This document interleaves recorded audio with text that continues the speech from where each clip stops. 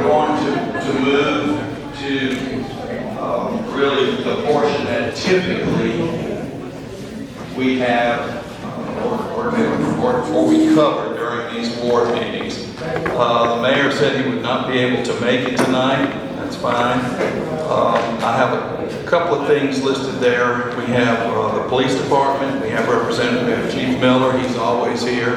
We have Captain Joey Payne, and he's, I guess, traffic, is it? Traffic. He'll be dealing with spring break and all that stuff, and that's coming up.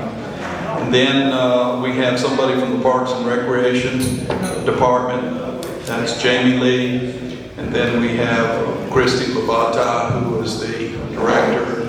She's a city engineer, actually. And next to her does Greg have the title?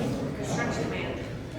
He's the Imperial Construction Manager for the city of Biloxi. So at this time, let's go ahead and get started. Well, let me tell you what I'm going to do is when this meeting's over, go through, I'll tally up everything. I've got the neighborhood groups, I'll have the city groups, and again, I'll publish these tallies in a future Ward 5 e-blast and on my website. So if you want to know what the results are, that's where they'll be posted. Give me about a week to do that. Okay?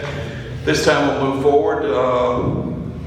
Chief, I don't know if you want to say anything, introductory remarks or not, and then I know folks want to hear about the traffic plan in 25 words or less. It's pretty much the same. And then I'm wondering, do we need to continue with neighborhood passes or not? There are pros and cons, but then we'll open it up to questions. And we'll spend, because I've got to finish this meeting, I've got to draw it to a close at 7. And at 7, I know we're going to have the engineer and the contractor here to talk about the Bay Vista water lines. But I want Mr. Lee to be able to let you know what's coming up in Parks and Recreation, spring and summer programs, that kind of stuff, and any other news that you have to share with them. All right, Chief, it's all yours. Thank you. All right. Thank you, Councilman. Good evening, everybody. Good evening. So I put these over on the table. I got here a little late, but they're over on the table if you need it. This is the statistics for your ward for December of 2024, January, and February of 2025. So got about 3 months of statistics there, and they'll tell you a little bit about everything, about what kind of calls for service were in your ward.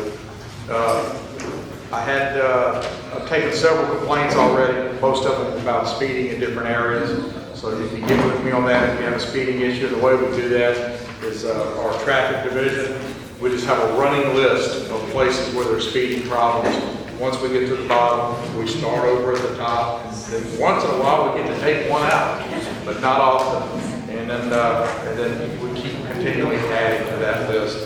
So I don't care how much you tell people, how many tickets you write. People are going to violate traffic laws. They're just going to do it. And then the other thing I have is some request about the dog park, which we'll be dealing with. So any questions on that? If not, I'm going to bring Joey up, and he's going to talk to you about spring break and other upcoming events. Yes, sir. How you staffed? We got 138 positions. We don't have nearly enough policemen. For the first time since I've been a policeman, we have the money to hire new policemen. We just can't find them to hire. And I'm glad you brought that up. What we are hiring now are young people. In the past, it's always, we learned a long time ago that hiring retired military people, or even just ex-military people, doesn't have to be retired, military, and then hiring, some guy or gal that had some life, had learned some life lessons, paid a few bills, and they seem to work out better for us if they had, just a few years under their belt. But we don't have those people anymore. What we're hiring now are very, very young people, just old enough to be hired. And I'll give you an example. We hired 7 the other day. We sent 7 to the academy, and there's 2 that are going to graduate. And the majority of those didn't get kicked out of the academy. They left on their own. It's a different generation, and they just said, "This is too much. It ain't for me." So yes, sir. Yeah, one of your policemen just quit, he joined the fire department. Yeah, we've had that happen too. He said he couldn't take the pressure. Yep, we've had that happen too, yeah. So it's a, You're all doing a great job. well, I appreciate it. The pressure is the same as it's always been. But we have just a different class of people. The fire department's a good gig, you know. You don't get shot at very often, and you don't have to carry a gun or wear a vest to work. You know, you can spray some water on the fire, you'd be a hero, you know. So, yeah, those guys just impress the hell out of me.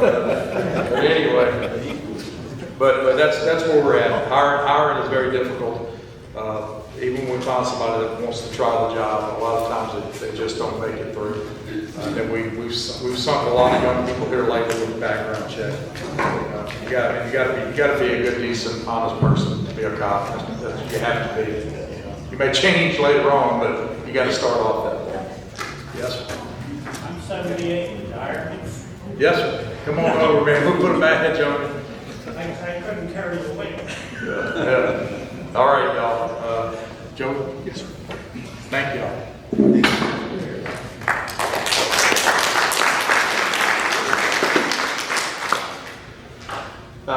I'm Captain Joe Payne. I am the events coordinator for the city of Biloxi. That means all events, special events, come to my office. The next event that is going to be occurring in the city of Biloxi is the Black Spring Break event, which is April 10th through the 13th. That is a non-permitted event in the city of Biloxi. No one reached out to us, no one filed any paperwork, and it is a non-permanent event.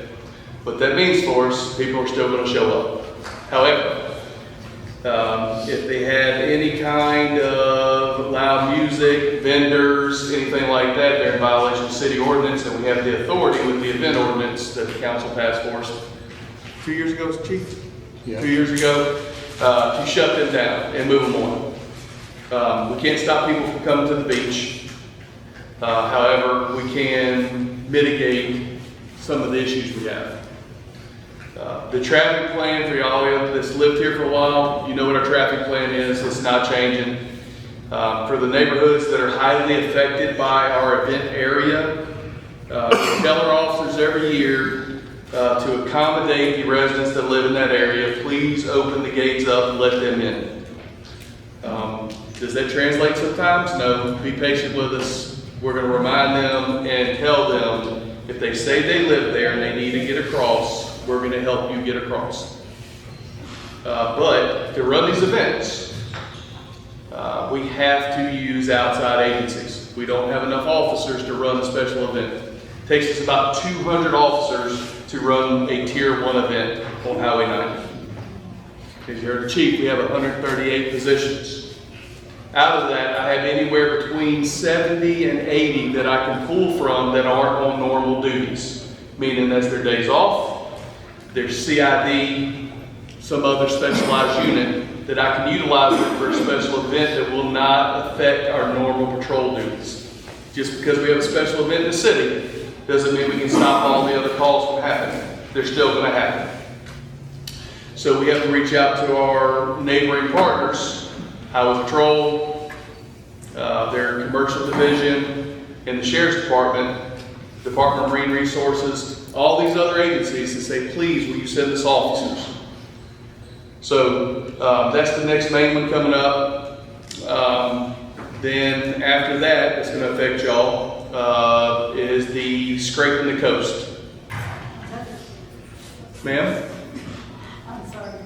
Is that going to the trucks or is that? They used the squatted truck law that just passed. If y'all have questions about that here in a second, I'll answer those. That is a permitted event. That just went to the event committee and was approved.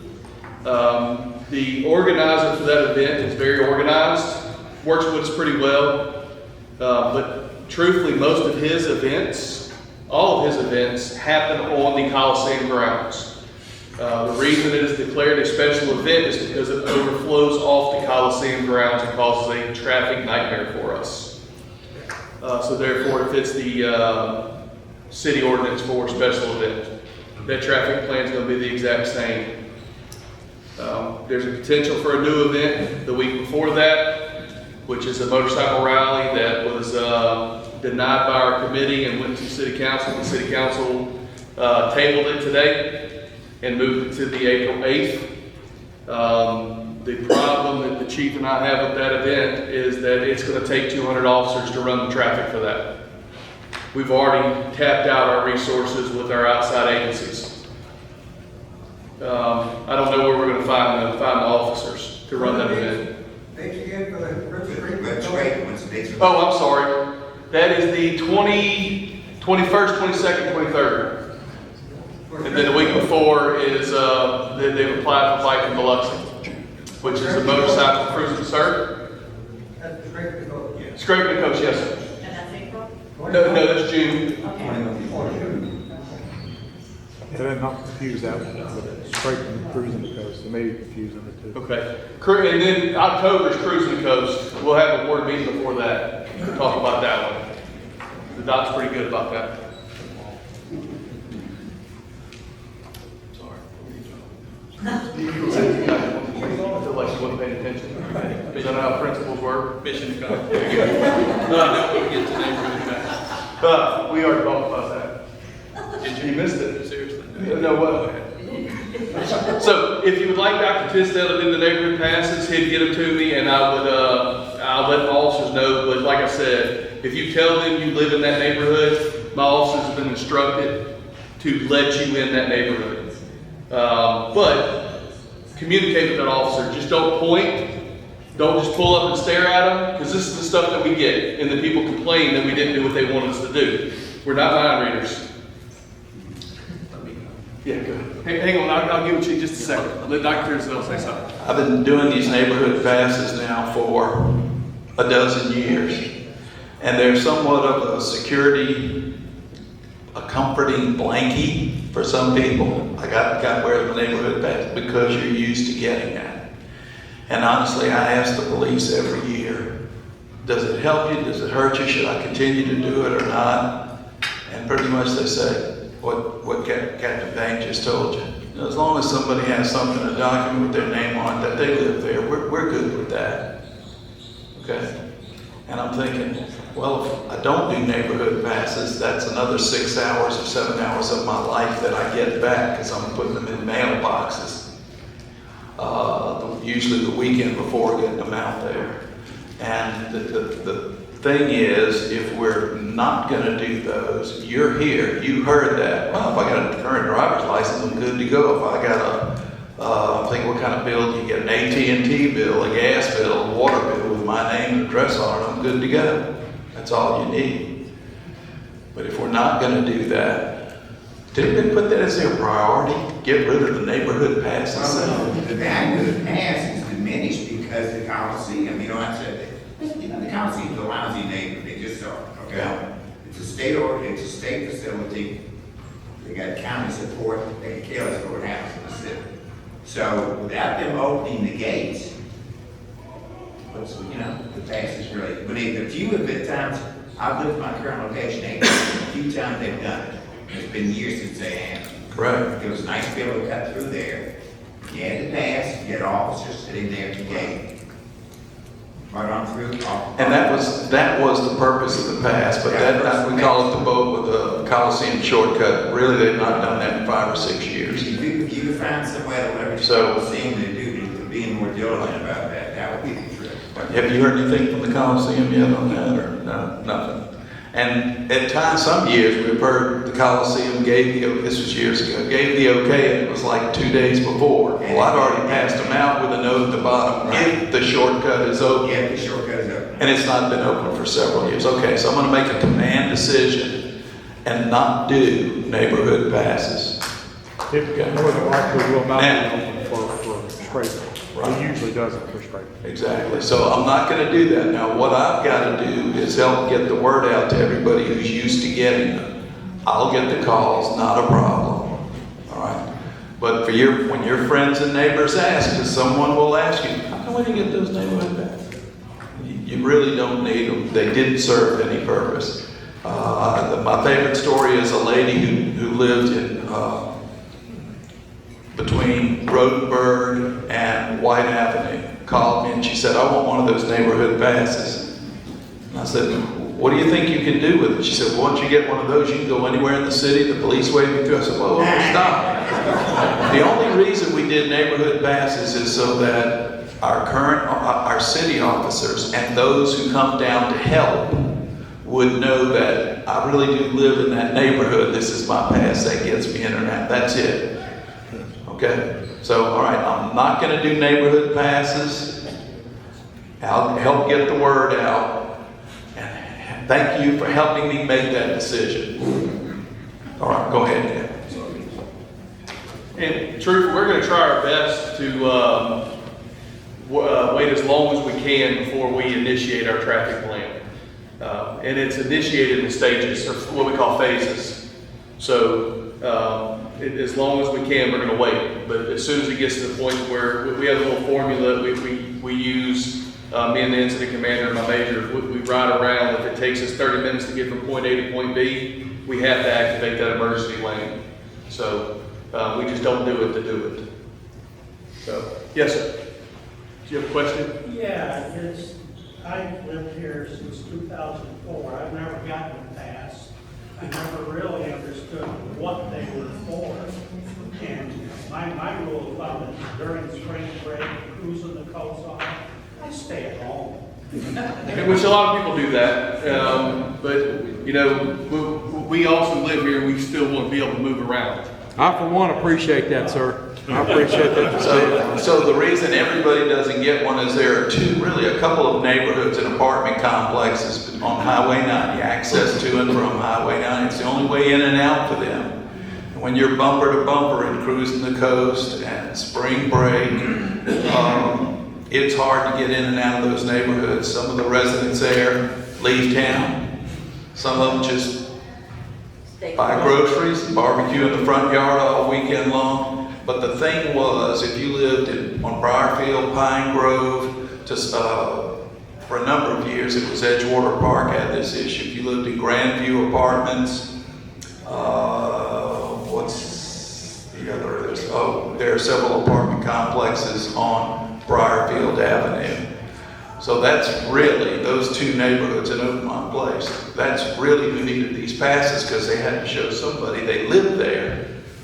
You know, you'd think with all this GPS and everything built into cars, when people are in just about in a log jam, they're looking for any way to get out of there they can. The neighborhoods, it's a mess. So that's why not every neighborhood got them. Just about 3 neighborhoods and a couple of apartment complexes got them. So they are now a distant memory. Thank you. Go ahead. Does anybody have any questions about our events coming up? I can try to help with? Anything? I want to ask, don't they have a noise ordinance in the neighborhood? Like if you can hear them within 50 feet or out? It's set on the decibel meter, sir, and our actually legal's looking at changing that. But there is, and to do certain things, you have to have an amplified, if it's an amplified sound system, like you've got a DJ, you have the big speakers, you're supposed to get a permit through the police department to operate that.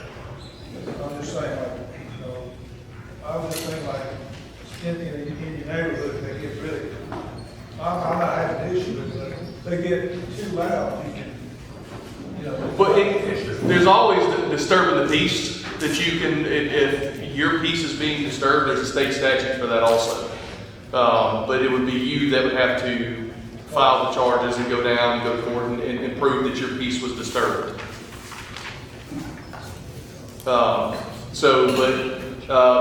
You know, cities around us, they have a loud music ordinance, but our ordinance in the city is based on a decibel meter.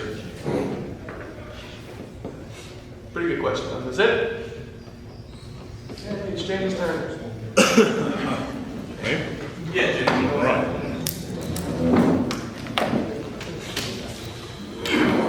Good evening, everyone. How are you? My name is Jamie Lee. I'm the Assistant Director for the Parks and Recreation Department. And I know we're limited with the facilities in Ward 5, but we do have this wonderful facility here, which falls under our Parks and Recreation Department. And just kind of wanted to give you a little overview, some of you that may not be familiar with the facility, on some of the different things that we offer. Of course, we have a rentable area such as the meeting room. We have a basketball gym located next door behind these partitions in this wall here. Upstairs, we have a walking track as well as some fitness equipment, weights, a couple different exercise machines. We have treadmills, we have elliptical machines, and a couple bikes. Located on the other side over there to the left, for those of you that don't know, we have racquetball courts, and we actually have a swimming pool that is available to you as the public. So anything that you're interested in, please visit those guys and girls at the front desk, and they'll be more than happy. We do offer some membership opportunities if you're part of Silver Sneakers. That could be available to you. If you're interested in that, please see them at the front desk. And another thing we do have, Mr. Tom Dion here puts on a wonderful pickleball program. As you can see, the lines we have here on the floor, as well as 3 courts on the gym area there. So, you know, if you would like to get into pickleball, it's one of the most rapid growing activities in America. And we're excited to have that here at this facility. My director she couldn't make it tonight, but she did want to let everybody know who does utilize Pennzoil Park that we should be getting some exercise equipment there finally. I know it's been a long time running, but she wanted me to let everybody know that that is getting real close, and hopefully here in the next few months we will have some new outdoor exercise equipment located at that park. A couple weeks ago, we recently had our grand opening at the A.J. Holloway Sports Complex across the bay there. I know that's not your ward, but we just want to kind of go over some of the recreational opportunities or recreational things we have going on. All the infields have been turfed with synthetic turf, hopefully to, you know, cut back on some of our maintenance issues, as well as hopefully extending the playability. Not so many rainouts during the weather, things like that for our leagues, and we've actually hosted a tournament there this past weekend. Close to 50 teams from all over the area came out, so it was a really good tournament. Weather was great, and you know, allowed the city to actually, you know, generate a little bit of extra revenue for that. So that was a good thing there. We had a few improvements out at the Potts Ferry walking track in the past few months, thanks to Councilman McGilvery, coordinating with the county to get that area cleaned up, getting some of the surface patched up, that we had some holes in, some broken bricks, different things like that. And actually last week, we had some improvements to the Potts Ferry Dog Park with a new slab poured there and walkway, kind of a wet, muddy area that we wanted to try to, you know, take care of. So we did get working with our Public Works Department and got some concrete slabs and walkways poured there. This weekend, we have a couple things going on in Wool Market. We have our annual Easter egg hunt, location to be determined. Of course, the weather forecast looks like it's going to possibly rain on this Saturday, so that could be moved indoors. So if any of you would be attending that, you may want to give us a call if we have to update the location on where that will be taking place. And then for anybody who attends the summer playground program, which is our summer camp program that we offer for the youth, we will be doing registration for those, for that site in Wool Market this Saturday as well. Any questions that you have for me, or? Yes, ma'am. Are you planning to put lights back over there on the soccer field? At this time, no. We're looking at maybe some different options on lighting the international field that we call it, which is, you know, on the north side of the basketball courts, right there by the pickleball courts. Just due to budgetary constraints. I mean, you're looking at, I think last time we priced that out was, you know, 1.2 million to go back in there and put all those lights back there, when, you know, we could, you know, spend a couple $100,000 and do the international field and have more of a secluded place. I mean, it's a field with a fence around it. You know, it's really hard when you light up a large area like that to control it, unless you actually went there and fenced it off and partitioned it. But that's, you know, we want to leave it as a wide open area to allow people to utilize that. Of course, it has to be during daylight hours, of course. Yes, ma'am. Any other questions? All right, thank y'all so much. Thank you, Jamie. Christy Lavata, if you attend the board meetings regularly, she's usually here, and she's fielding questions on engineering, but also public works related projects. So if you have anything to share, now's the time, and if you have questions, she's the person to ask. All right, good evening, everybody. I'm going to give you all just a quick update on some projects we have going on in this ward that I think y'all will be interested in. The first one is the well project. So right across the street, we're finally putting in our Bay Vista well back. Well, it used to be there a long time ago. They had some issues. We had to close it off. So we're finally getting that well back. Won't really affect the residents much. It's mainly just to help us keep water pressure and kind of as an extra backup in case something happens to one of the other wells. The system didn't have such a big impact on the system. Very important to us for the overall system. Y'all won't see much impact from that, but good thing for us. So we're getting a new well put in. That project is about $1.7 million, so they're not cheap. It goes about 700, 800 feet deep, so it's a pretty significant task. So they're working on that now. Should be finished about this time next year. Along with that, I'll get to those in a minute. The Mississippi Gulf Coast traffic signal. I know I hate to bring up such a hot topic, but I just want to give y'all a quick update. I know y'all see the road. The traffic signal guys have been out there working. They've already done the curb cuts. They've got the bases in for the controllers for the cabinet. So that work is coming along. Don't have any issues with that. I did bring a set of plans if anybody's interested about how the turn lanes are going to lay out. I know a lot of us get a lot of questions about that. So after the meeting, if anybody wants to come take a look at the plans, see how it's going to work. The new Mississippi Gulf Coast Community College Road driveway, I guess. I don't know what we call it. The new signal. There's a new signal there. Does everybody, the Mississippi Gulf Coast Community College constructed a new road west of Eisenhower, just past Edgewater Estates on the right. So the road's cut, it's paved, it's striped, they have sidewalks, they installed a turning lane. But they're waiting until there's a signal at that intersection. That's right, and the city's doing the signal in conjunction with the college and some MDOT funding, so, yes ma'am. Are they gonna put a sensor on that light?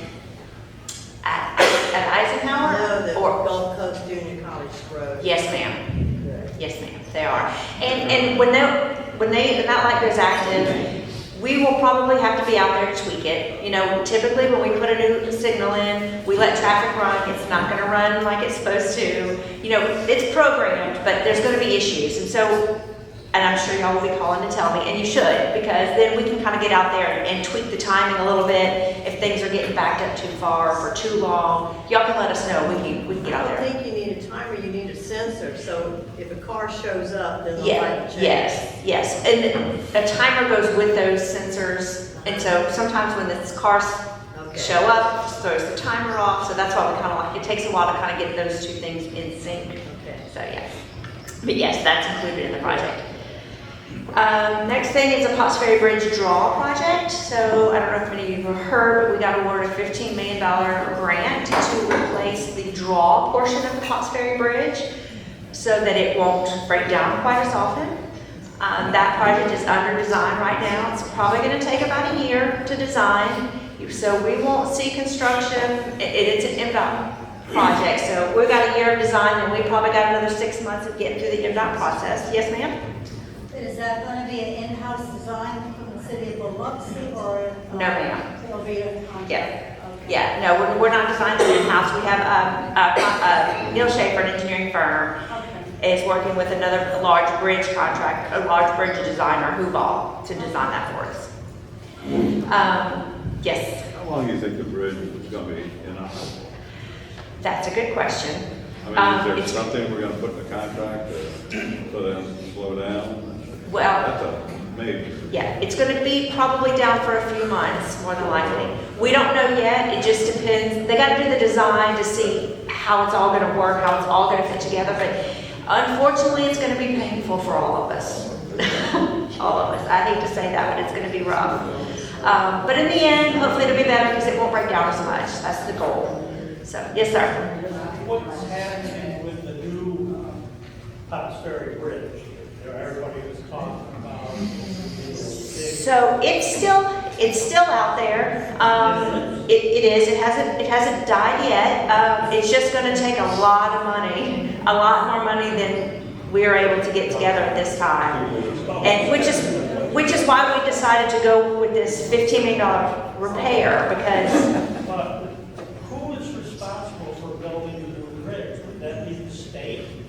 well, no, right now that's a city bridge. That bridge is owned by the city of Biloxi, so it's our responsibility. There's hope, so this is kind of a long range, but once we finish the Potts Ferry extension, the city's gonna try to get that named a federally route all the way up to the bridge. And what that does, it opens up the city up for more federal funding that might help to rebuild that bridge that we are not eligible for at this time. Way in the future, but we're getting there slowly but surely. The next thing I'll talk about is Potts Ferry Extension. As you know, that project has started. I'm sure y'all seen workers kind of coming and going. It's just barely started. They've done all the clearing. They've got on the Coliseum side, there's an underpass that's going to connect where the Coliseum parking garage is to their west parking lot. That underpass has started. It's almost done. They're working on getting the dirt out of the way, kind of grading the road down. So we're making progress. It's moving along. It's slow. We're waiting on the railroad, of course, so that may cause us some delays, but it's moving along. You have any? No. Yeah, I do have one comment. Yeah, go ahead.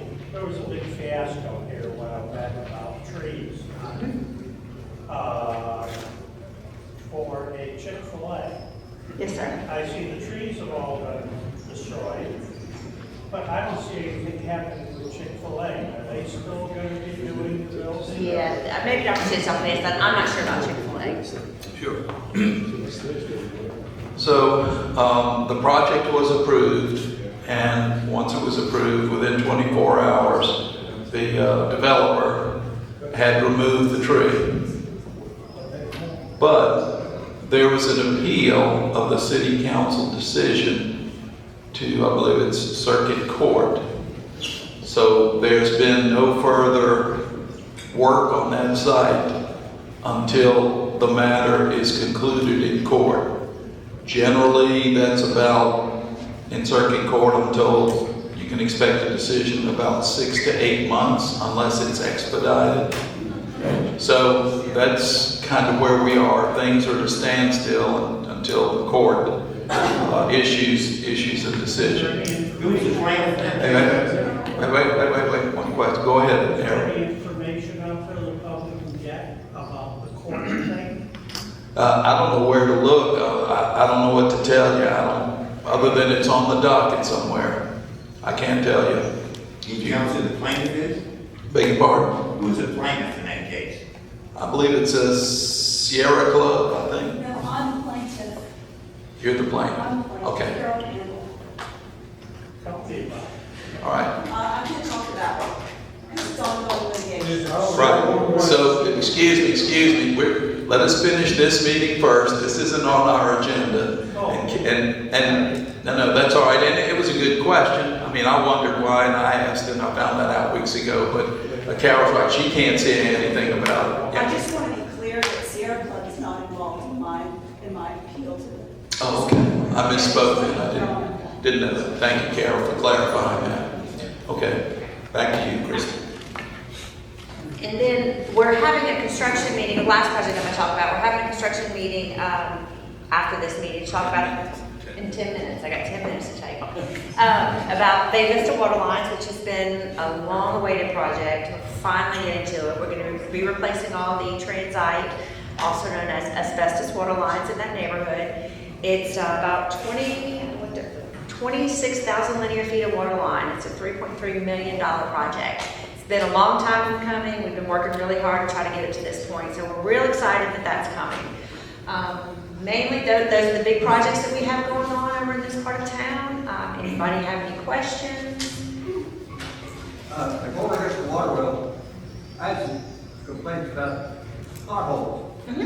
I confronted with several of them. Highway 90, when you turn on Blue Ball Road, there's a big hole. Okay. It's part of this. Highway 90 and Blue Ball Road, Pine Grove. Pine Grove. Yes. And the whole Pine Grove, it needs to be. It does. And High Grove is the same way, turning on or off Highway 90, lots of big holes there. I forgot about when they put the sewer line in.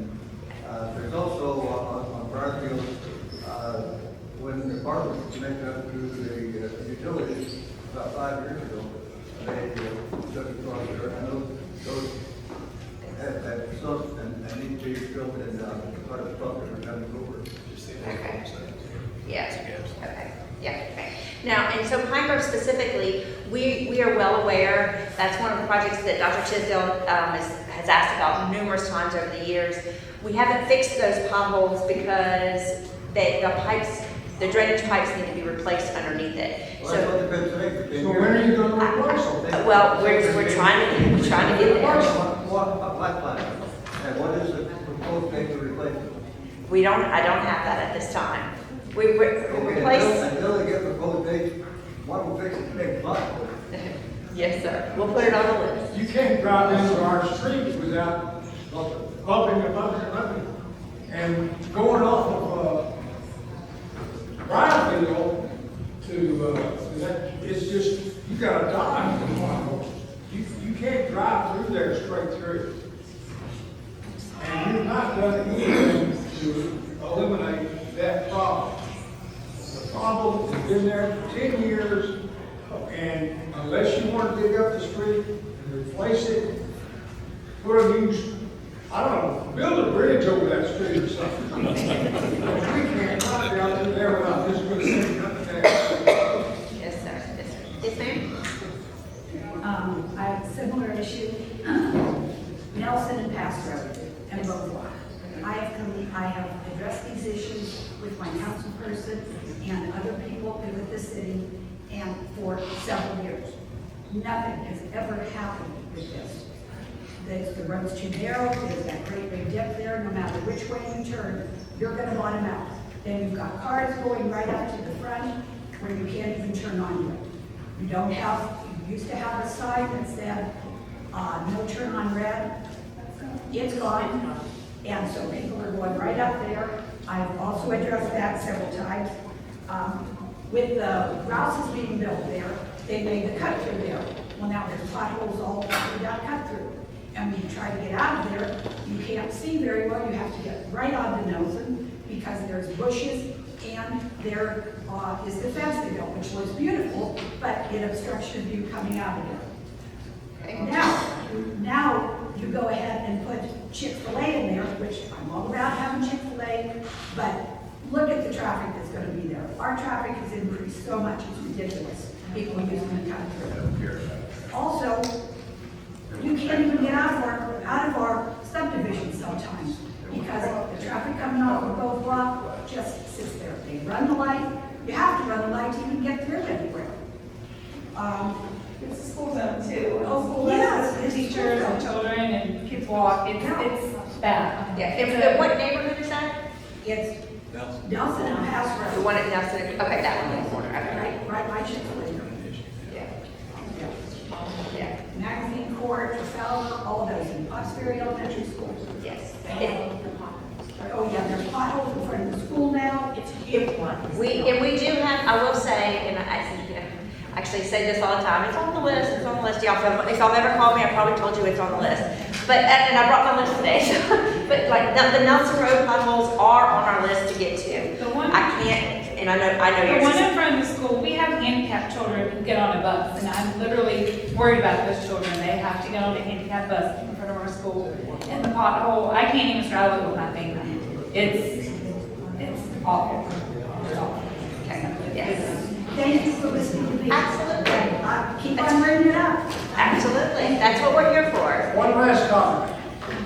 You spend $3 or $4 million to build a tunnel in a private parking lot to connect that parking lot up.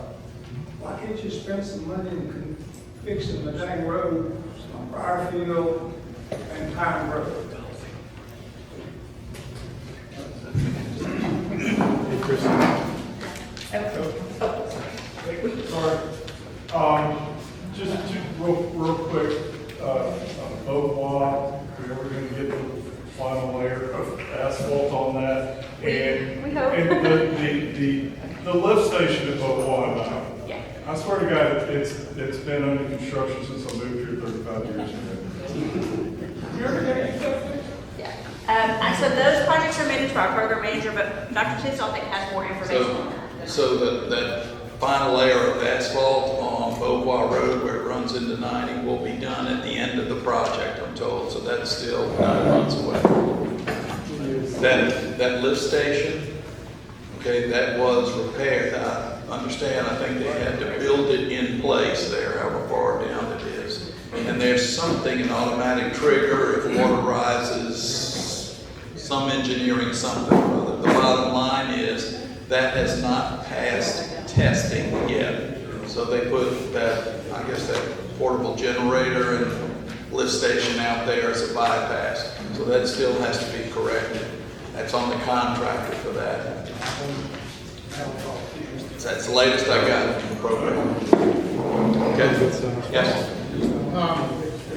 The root Palafox in the outlay between 2571 and 2568, there is a pipe that goes across the road. There's a drain on either side, storm drain, on both sides of it.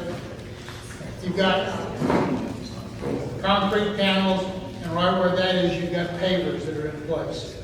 Apparently what has happened is the upstream pipe has become disconnected and water is coming out of there and eating under the roadway. It's dipped down so much. We had 1.25 inches of rain the other day. That depression did not hold water.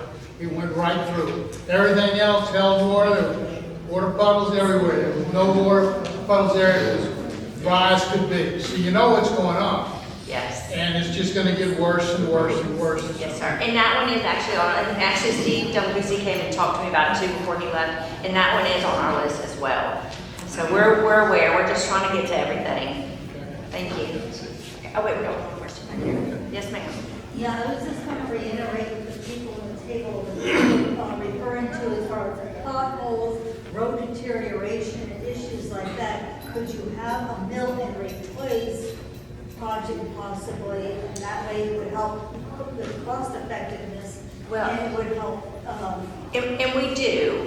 The problem with just milling and overlaying those roads, we can do that, but it won't last very long. If we just mill and overlay, the potholes are gonna come back within, a year because the pipes haven't been fixed underneath it. So it would have to be a continual thing.